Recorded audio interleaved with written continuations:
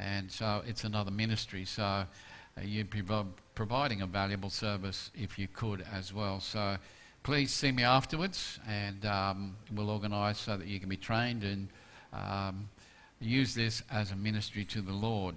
As you can tell, we seem to be having all sorts of problems with our system this morning.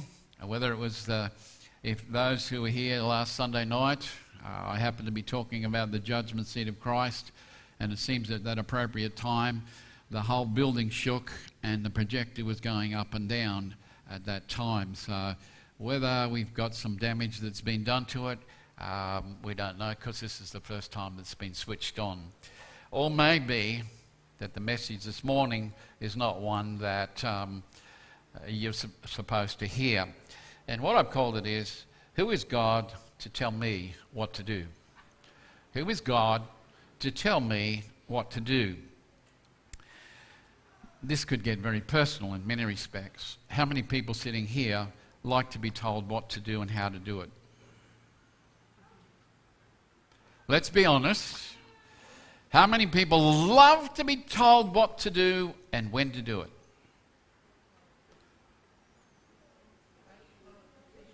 No?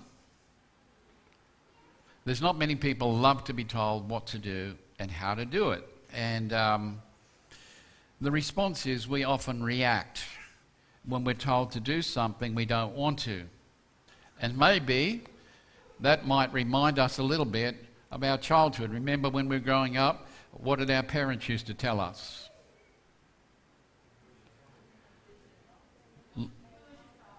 Do as you're told and hurry up about it. Do as you're told. Why? Because I told you to. And of course, when someone tells you what to do, you might be thinking it reminds you of your childhood. And I'm not going to be told any more about what to do. And I certainly didn't like it then, and I don't like it now. But what causes us to resist or reject authority? One clinical psychologist suggests one of the reasons is that we want to be in control.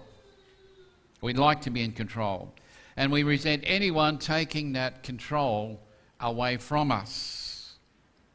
We begin to exert our independence right from when we're very little. Now, what do I mean by that? Have you ever watched toddlers? They get to 2 or 3, or maybe even 4, and they do something. And you come along and say, look, do you want me to do that, sweetheart? No, I'll do it. And you think, you look at your watch. Do you want mummy to help? No. They're very adamant. They're expressing their independence. And so you let them do it. An hour later, do you want mummy to help? No. And you think to yourself, if they'd let me do it, it would have been done in a couple of minutes. And so we begin to feel frustrated because they're the ones that are controlling us or telling us what they will do. So it starts from when we are very young to show our independence. And I guess sometimes it could be that we feel powerless if we allow someone to tell us what to do. Maybe we see it as a threat to our freedom by giving in to them. So we want to resist them simply because we can. We'll resist them simply because we can. Now, when someone tells us what to do, are they really telling us to stop what we're doing, or that we should be doing something else? And when we see it that way, we see this as being criticism, and we don't like it or want it because it wounds our pride to think that maybe they might be right. In our account of Scripture so far, we're going to see that Moses was going to see and learn how Pharaoh would react to his request, and he would do so with a lot of resistance and arrogance concerning what God had told him to do. So our first thought, hopefully this will work this morning. It does. An authority challenge in verses 1 to 3. I'm not sure how this is going to come up. Oops. Afterward, Moses and Aaron went to Pharaoh and said, This is what the Lord, the God of Israel, has said. Release my people so they may hold a pilgrim feast to me in the wilderness. But Pharaoh said, who is the Lord that I should obey him by releasing Israel? I do not know the Lord. I will not release Israel. And they said, the God of the Hebrews has met with us. Let us go a 3-day journey into the wilderness so that we may sacrifice to the Lord our God, so that he does not strike us with plague or with sword. Now, from our text, I'm not sure how Moses and Aaron even got a meeting with Pharaoh. And I say that because Moses and Aaron were thought very less of, inferior, because they were shepherds. Shepherds do not get to have a meeting with the king of Egypt. They do not get an audience with Pharaoh because he despised them. They didn't rate very high on the cultural scale. Now, it's been suggested that they knew exactly where Pharaoh would have been and what he was doing at that time of day. Needless to say, it doesn't really matter, because it was God who orchestrated the meeting. It wasn't just by chance they knew and had this meeting. And the request that Moses gave to Pharaoh, it was fair, it was reasonable, and it was presenting in a non-threatening way. It could never be constructed that it was anything else but a request. Now, if it had been me that was going to Pharaoh to tell him to let God's people go, I probably would have been the big stick approach. I would have been saying, now look here, Pharaoh, if you don't let God's people go, then you're in for a hard time. I'm telling you, it's in your best interests if you let him go, if you let them go. That would have been my approach. But Moses didn't use the big stick approach. He was, even though he was aware that God was going to judge Pharaoh for not letting the people go. What Moses used was the diplomatic approach. That diplomatic approach to convey to Pharaoh that if he didn't allow this thing to happen, then the people, God's people, might experience the judgment of the plague and sword. So really he's appealing to Pharaoh's compassionate side. Unfortunately, Pharaoh wasn't moved. He didn't get far, because Pharaoh couldn't care less about what was happening to the people. As far as he was concerned, they belonged to him, and he could do whatever he wanted with them. He owned them. Now, also, make no mistake about this, Pharaoh didn't take kindly to being threatened by another god. One chief rabbi, J.D. Hurt, says, Pharaoh turned to his 70 scribes, who knew all the tongues spoken on earth, and he asked them, know ye a God who is called Adonai, the God of eternity? They answered, we have sought in all the books of all the peoples among the names of all the gods, but we have not found Adonai among them. Doesn't exist. Which was true, because God hadn't revealed himself by this name through Moses at this time. So what is Pharaoh actually going to do? Well, he seizes the opportunity to basically say to them, I don't have to listen to this God. He doesn't exist, except in your imaginations. You have heard for yourselves from these learned scholars, he doesn't exist. We have no record of him. So I have no reason to do what you ask of me. Now, I can only imagine Pharaoh's mindset being asked to let the Hebrew people go. His authority, his position, his power is under threat. He's beginning to lose control, and he doesn't appreciate being told what to do by a God he doesn't really know, or a God, as far as he's concerned, that doesn't exist. Who is this God that tells me what to do?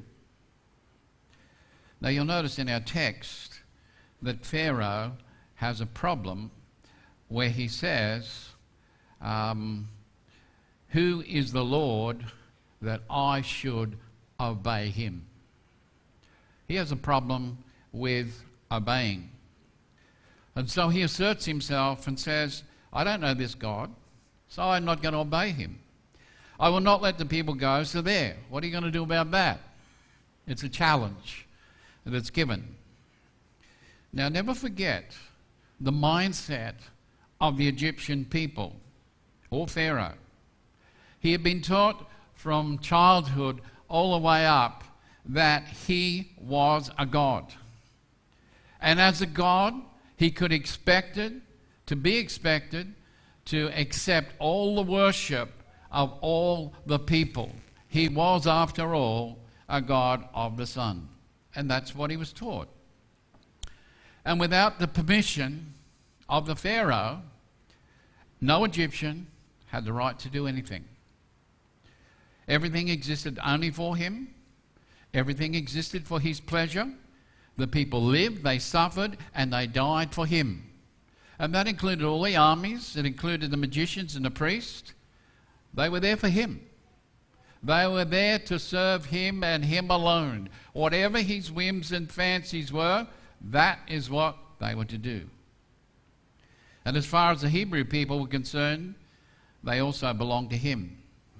So all their cries, all their tears, all their suffering, he thought was a fitting sacrifice to such a person as he. After all, he was their God. This was the reason for which they existed, to serve him and him alone. So the request made by Moses and Aaron had little request on Pharaoh. Even when they told him, look, the God of the Hebrews personally met with us and told us to deliver this message to you. He's asking you to let his people go. Now it's interesting how people respond to God's commands even when they don't really know him. Yet they feel this threat or they feel this intimidation, and once again they don't like being told what to do. And as I said, this is a request, but they took it as a command. Now put yourself in Pharaoh's position. His authority is being challenged. Who dares command me? I don't know who you are. I'm a god. I have complete authority over every subject and everyone. And I think the sticking point for Pharaoh was he heard the word obey. Why should I obey? I am God. I don't have to obey anyone. Is this God stronger than I am? How dare he tell me what to do? Compared to me, isn't this the God of the Hebrews? Isn't he rather small and insignificant in my presence? So you know what? I'm not going to obey his commands. Pharaoh was going to learn the hard way who the God of the Bible is and how he compares with him. And our world today has a problem with authority. And it happens in every area of our society. There are no exceptions. And I took this quote because this probably typifies what many people think today. This is a famous actor, Morgan Freeman. He did a series on who God is. And this is what he said. My belief system doesn't support a creator as such as we can call God, who created us in his, her, its image. It's a hard question because, as I said at the start, I think we invented God. So if I believe in God, and I do, it's because I think I'm God.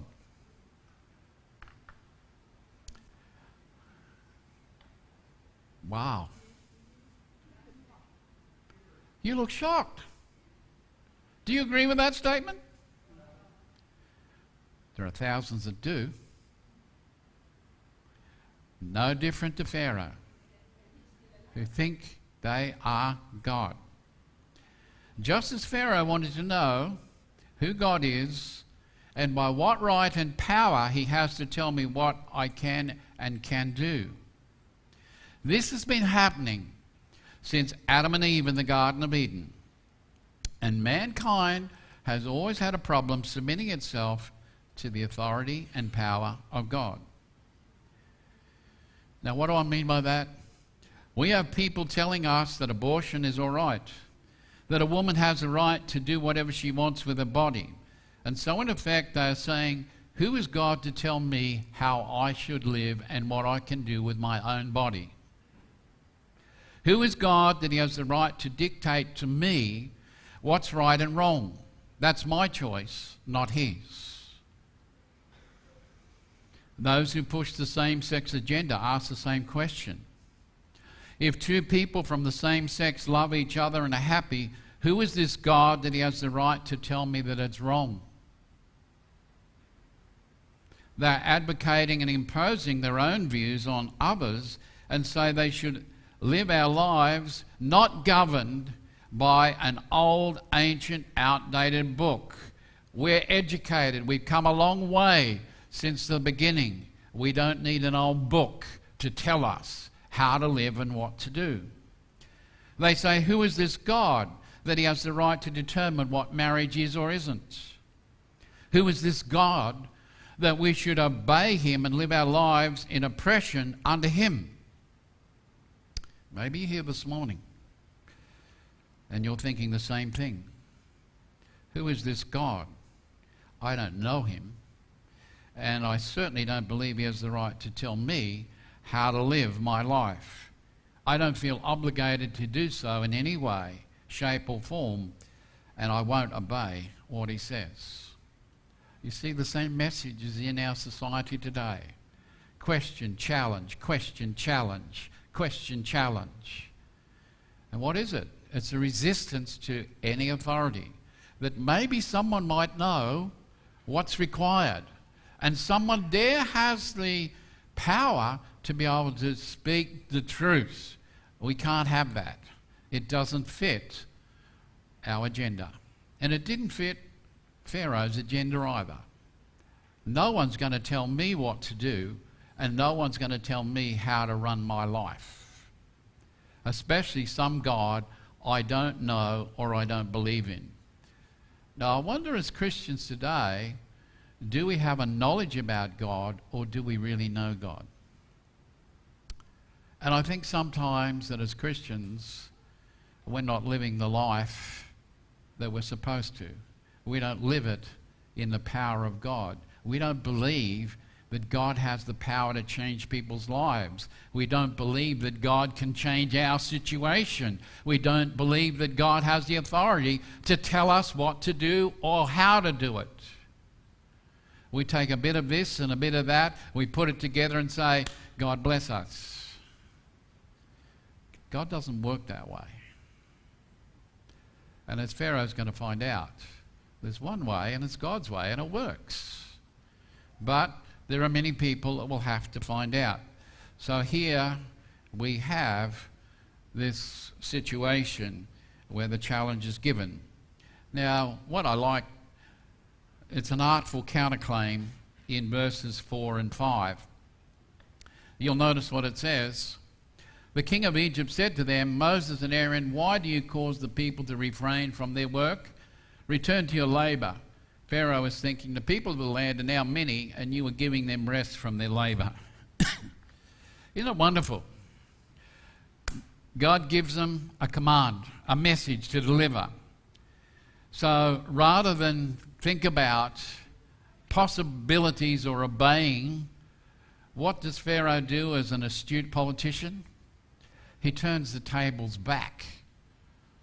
He tends to make the issue not out of him and what he's doing, but it's Moses and Aaron's fault.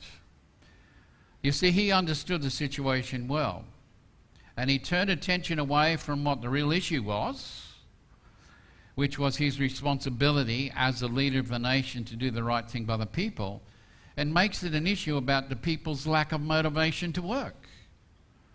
He's convinced himself that the people are just looking for an excuse why they shouldn't work. You see, here's an issue.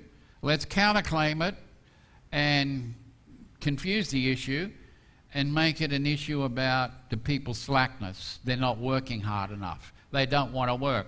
They just want to have 3 days off so they can go do whatever their own thing is. That's what the real issue is. Now, Pharaoh considered the request but dismissed it quickly. He basically telling Moses and Aaron concerning their personal experience with God, Moses and Aaron, you're lying. You're liars. That's what I think of you. You're lying. The only reason that you two are here is to pull the people away from their work. You're not going to fool me. So go back to the people and let them work. And this message that I have for you is very clear. No, I have no intentions. I will not let them go. Pharaoh doesn't believe them. It's obvious he feels threatened because he knows the Hebrew people are becoming more and more every day and they need to be taught a lesson. The question in Pharaoh's mind is, how is he going to use this situation in such a way to teach the people and Moses and Aaron, I'm the one that's in charge, not you. I'm the boss, and you better not mess with me, and you wish you'd never have. That was his way of thinking about dealing with this situation. Now, how do I send a message they will understand and never forget? Is Pharaoh's thinking. And it comes down to an act of control in verses 6 through 11. Verses 6 through 11 says, the same day Pharaoh commanded the slave masters and foremen who were over the people, you must no longer give straw to the people for making bricks as before. Let them go and collect straw for themselves. But you must require of them the same quota of bricks that they were making before. Do not reduce it, for they are slackers. That is why they're crying, let us go sacrifice to our God. Make the work harder for the men, so they'll keep at it and pay no attention to lying words. So the slave masters of the people and their foremen went to the Israelites and said, thus says Pharaoh, I'm not giving you straw. You go get straw for yourselves wherever you can find it, because there'll be no reduction at all in your workload. Nice man. Now you'll notice, how long did it take for Pharaoh to come up with this marvelous plan of attack? How much time and prayer and preparation did he give to coming up with this plan? None. The same day that Moses and Aaron had come up with their request, guess what? He's already got a plan ready to put in to practice. It didn't take him long at all.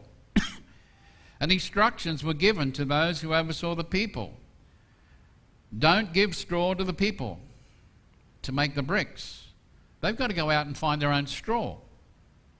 In effect, what he was said is to double their workload, yet expected them to make the bricks in the same amount of time and wouldn't accept any excuses for not being able to fill their daily quota. So it's pretty smart, isn't it? It really is. Now, it doesn't take him long to exact his pound of flesh from the people for the request that's been made of them. Now, the message is simple. Don't even think about trying to get away from me. It's never going to happen. You just want to goof off with some sort of feast or celebration, and I'm going to work you so hard, you'll not have the time or the energy to do anything else but sleep. That's what you're going to get for that request. This is how Pharaoh reacted to the thought of being told what to do. There's no way he was going to lose control over these slaves. They belonged to him, and he was going to show them who was the boss. This message, he believes, given in this way, would discourage the people. They would want to submit to his authority, and it would send a clear message to Moses and Aaron that they wish they had not made this request in the first place. So it's a two-edged sword.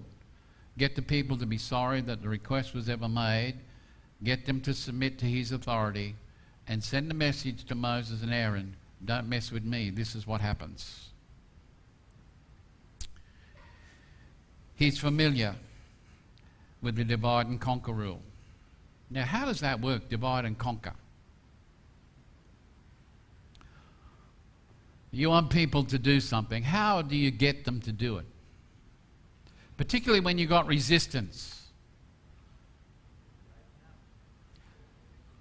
You find a way to divide the people so that they're ready to be conquered. And you do that from within. You cause divisions from within. Because if a house is not united, what happens to it? It falls. If they're not on the same page, if they're not one accord, they will fall. And they'll fall to the tactics and strategies of those who've devised these things against them. You know what, as Christians, we're just as susceptible to divide and conquer rule that's around today. Our enemy knows us so very well. He knows the family of God. He hates the family of God, and he'll do everything to divide and conquer. That means setting one against the other, something insignificant, something small, blowing it all up, getting people to take sides, and then conquering things. It works. It works. And Pharaoh knew that it would work, because what he wanted to do was cause division among Moses and the people. You know, the blame game. And it works. Now, we need to understand the importance of the brick-making process of that time. It's very different from the way that we make bricks today. Bricks were made of clay and straw, kneaded together, then thoroughly dried out in the sun. They were not burnt in a kiln. They were put out in the sun and dried. Now, added to this, Pharaoh required more bricks to be made in the same amount of time, but with less resources. He wanted them to keep the production rate going. So he wasn't going to accept any excuses. And Rabbi Hertz says that in 2 papyrus documents found in Egyptian tombs at the time of the Exodus, it provides these statements from workers who say, I have no one to help me make bricks, no straw, nothing.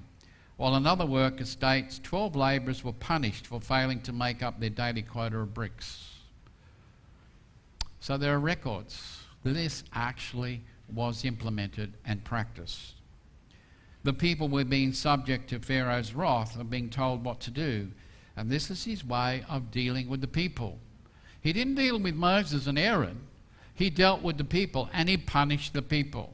He didn't punish Moses and Aaron. He was going to use them to divide and conquer the Hebrew people.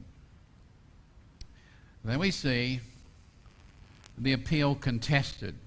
In verses 12 through 18, so the people spread out through all the land of Egypt to collect stubble for straw. The slave masters were pressuring them, saying, complete your straw for each day, just like when there was straw. The Israelite foremen whom Pharaoh's slave masters had set over them were beaten and were asked, why did you not complete your requirement for brick making as in the past, both yesterday and today? The Israelite foreman went and cried out to Pharaoh, why are you treating your servants this way? No straw is given to your servants, but we are told make bricks. Your servants are even being beaten, but the fault is with your people. But Pharaoh replied, you are slackers. That's why you are saying, let us go sacrifice to the Lord. So now get back to work. You'll not be given straw, but you must produce your quota of bricks. Now the people had a choice. They had no choice, really. But they had to try and do what they were told. And with Pharaoh's police force intimidating and bullying them with their quotas, they went about doing the best they can, the best they could, making the best of that situation. What I find interesting is the response of the Israelite foremen, their own people, to the problem. They were, if you like, put in place as, I guess, people that Pharaoh had appointed over the Israelite people. And what did they do? We're told very clearly they sought an audience with Pharaoh to plead their case in the hope that he would relent and give them a break from this impossible task. They went straight to Pharaoh to seek a solution. And I find that rather interesting. Who should they have gone to?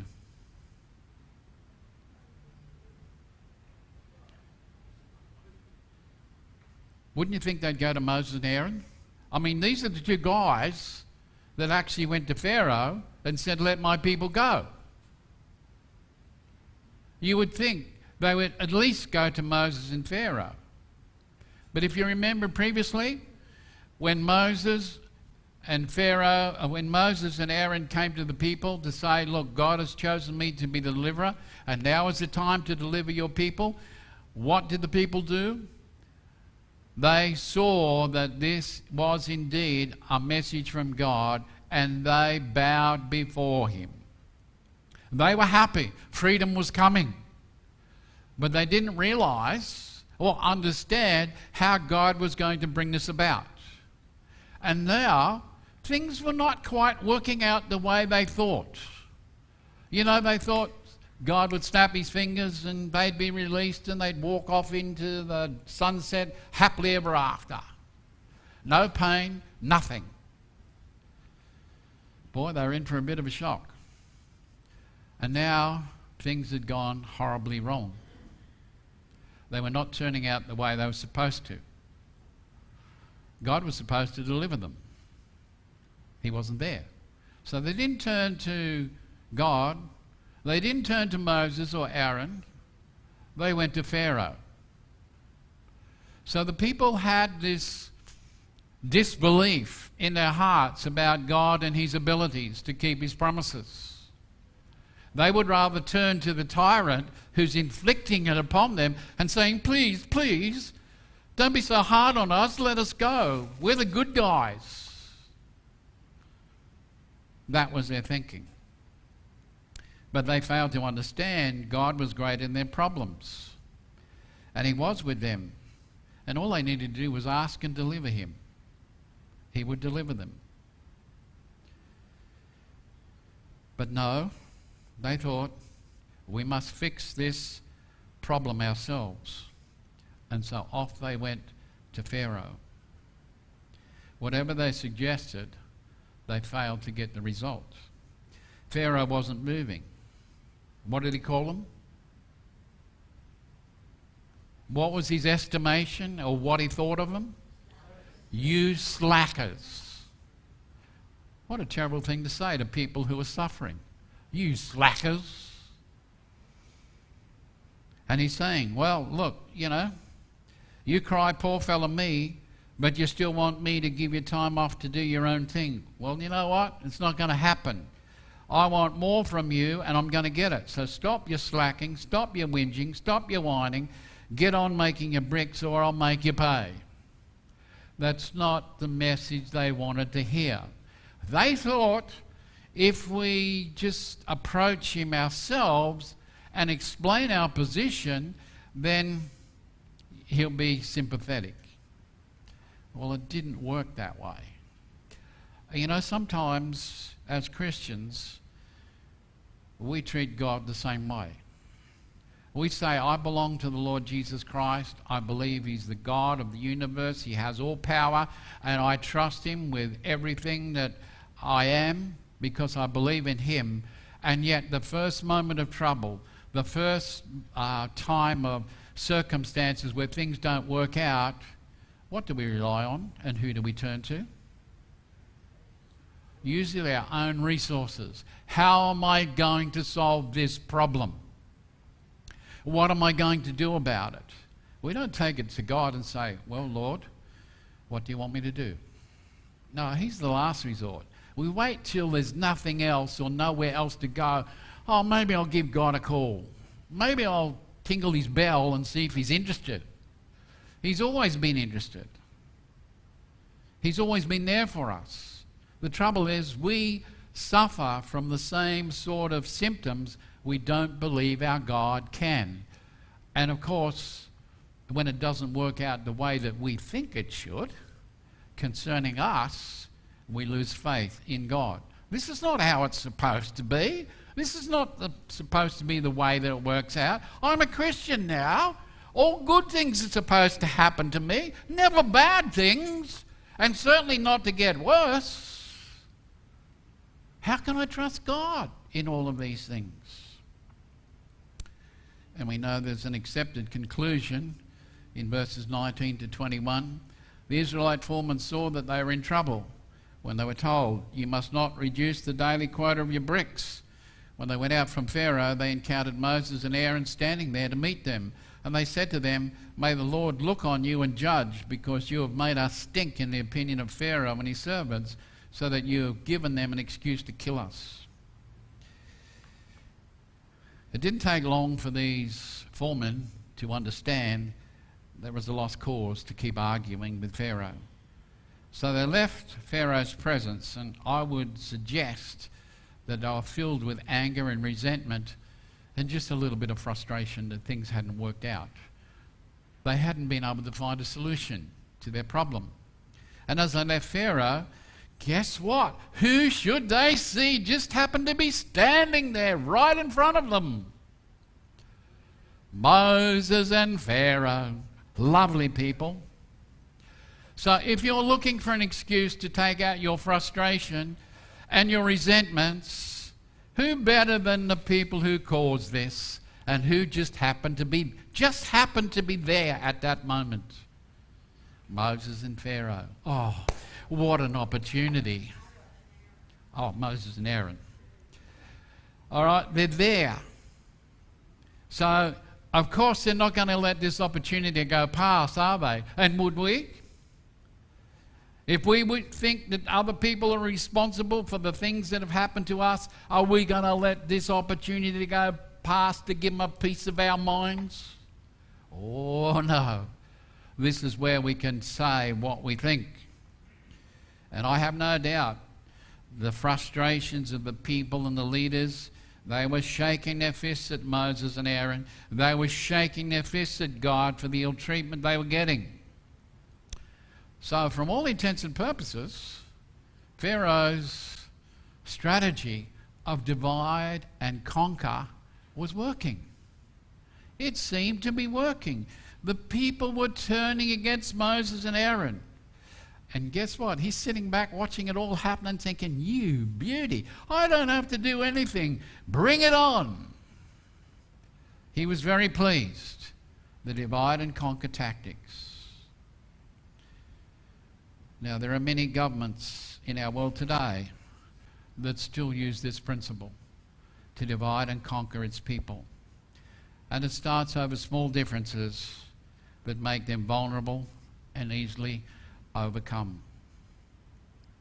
Pharaoh had succeeded in getting the officers of the Hebrew people to turn against Moses and Aaron, because if it wasn't for them, then Pharaoh would have no reason to have forced them to do what he was doing to them now. They were the cause.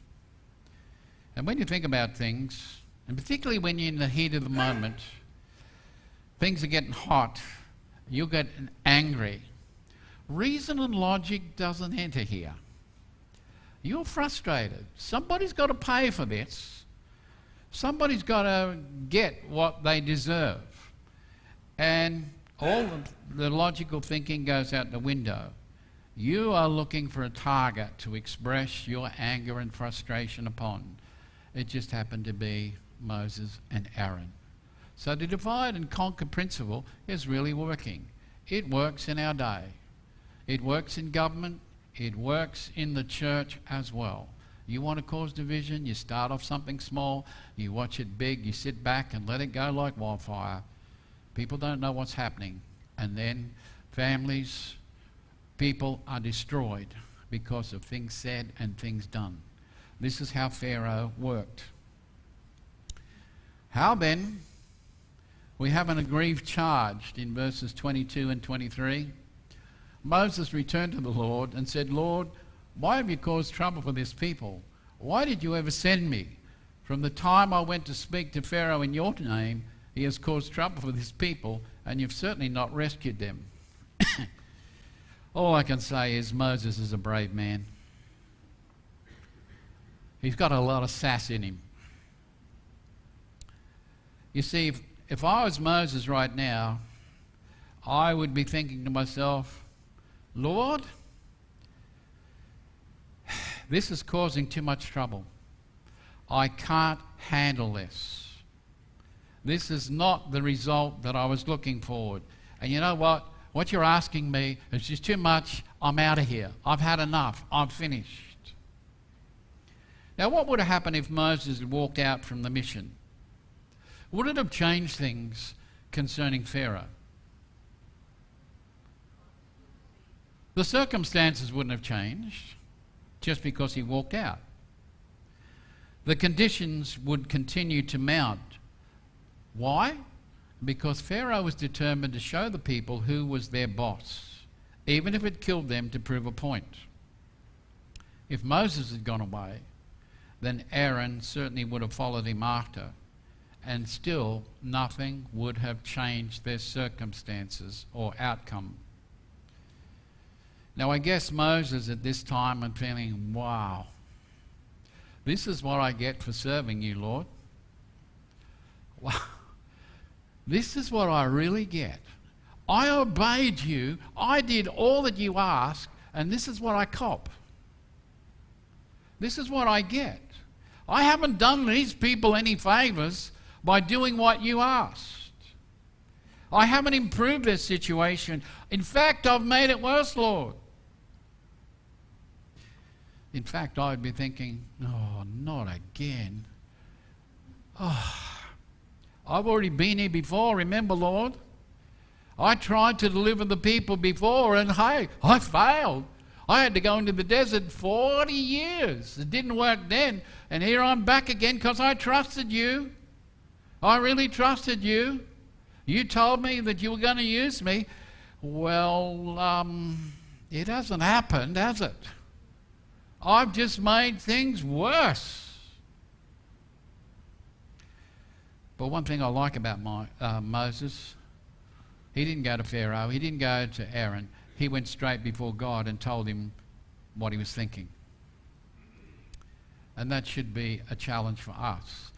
If we're dealing with pressure and difficulties and things that we can't handle and things that people are saying to us, the first person we should go to is to tell the Lord and tell him what we're thinking and feeling. Moses wasn't holding back.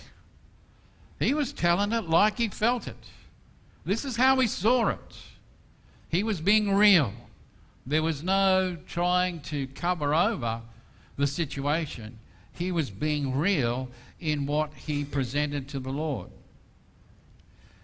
And he tells God how he feels. I'm here because you wanted me to be here, and all I get is more trouble from the people that I'm supposed to deliver. So what did you put me here in the first place for? It's not what I wanted. Now Moses had many lessons to learn about God, and he had to grow in his walk to become a better leader to the people.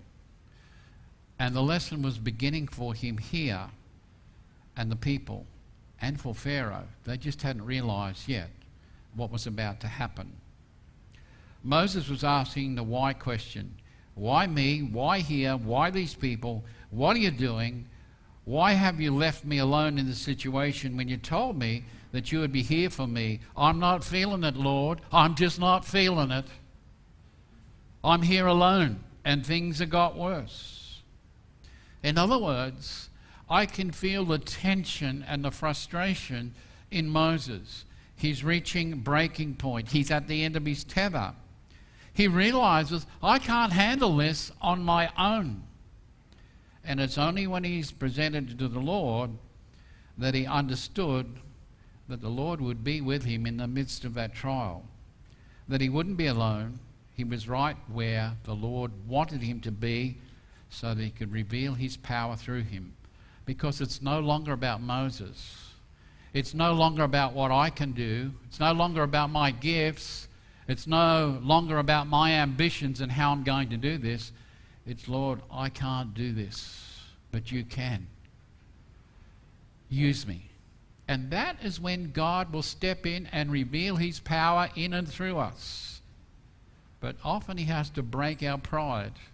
He has to break that resistance so that we know and believe this is our God. He's not just figment of an imagination or words in a page that flitter in and out, or somebody that can manipulate it or use just because we feel like it. He's a real God. He has feelings. He wants an intimate relationship, and he wants us. But not on our terms, on his. You see, Moses had forgotten that God had told him beforehand, what was he going to do to Pharaoh's heart? I'm going to make him resist you. I'm going to make it so it's hard for you, Moses. But you see, here is Moses in the middle of this trial and circumstances. He's forgotten that.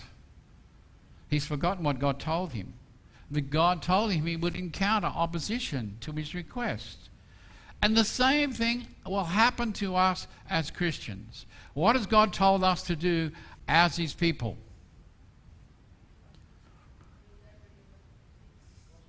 Go ye into all the world and do what? Take the gospel with you and share it. And does he tell you it's going to be an easy task? That you're going to convert millions and millions of people that are just going to love your message and think you're a wonderful person?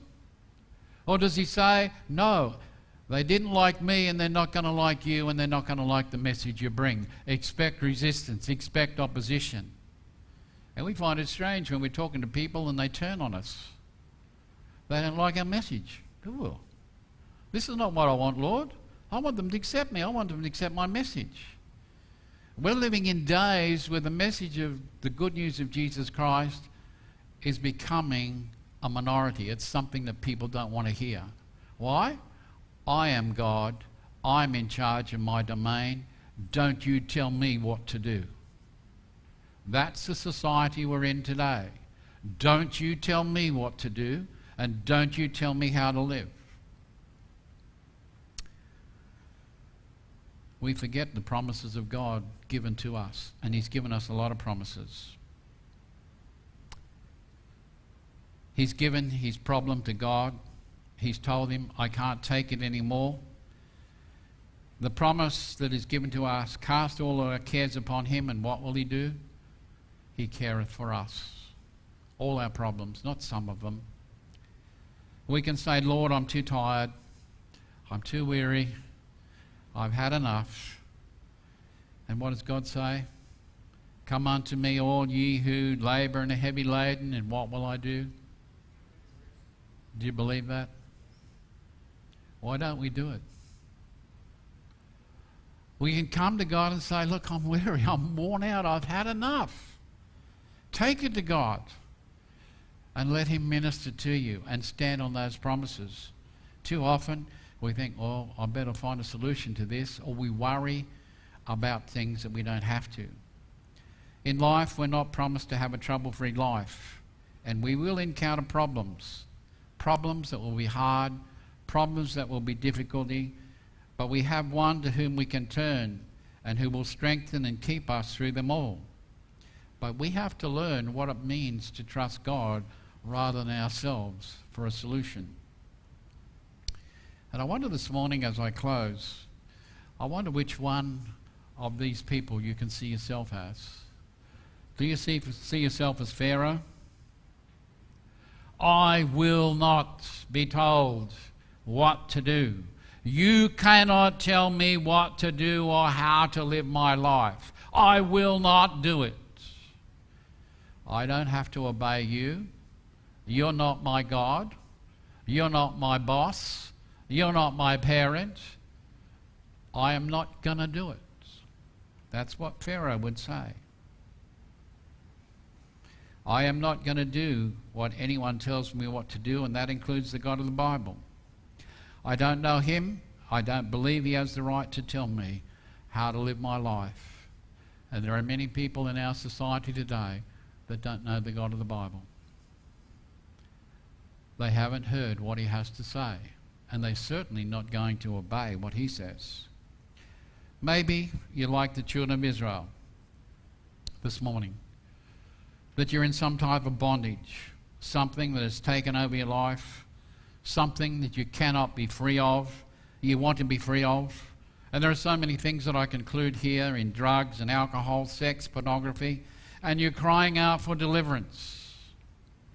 And someone comes along and tells you about God and tells you how much he loves you, that he has a plan for your life, and you want to be free from these addictions. So you start to follow God, and as a result you end up with more troubles than what you've ever had in your whole life. And you wonder, why did I bother? How can he be the God who cares for me when all he gives me is problems, problems, problems? Why should I trust him? How can I trust him?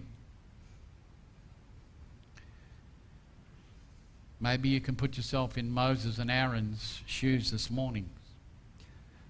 You are confused. You're frustrated about the way things are turning out for you. Here you are serving God.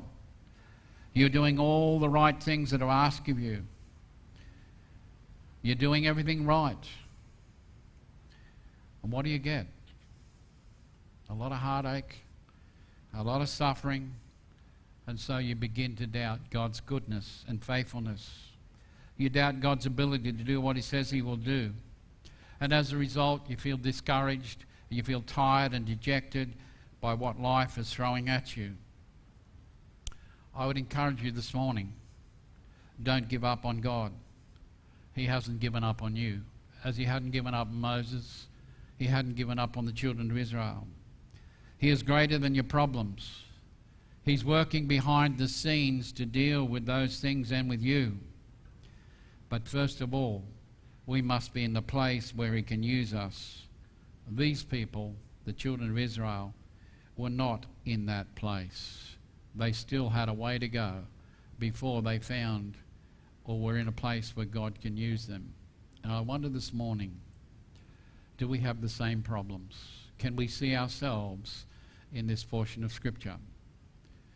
Which is challenging, because how then does God motivate his people to trust him?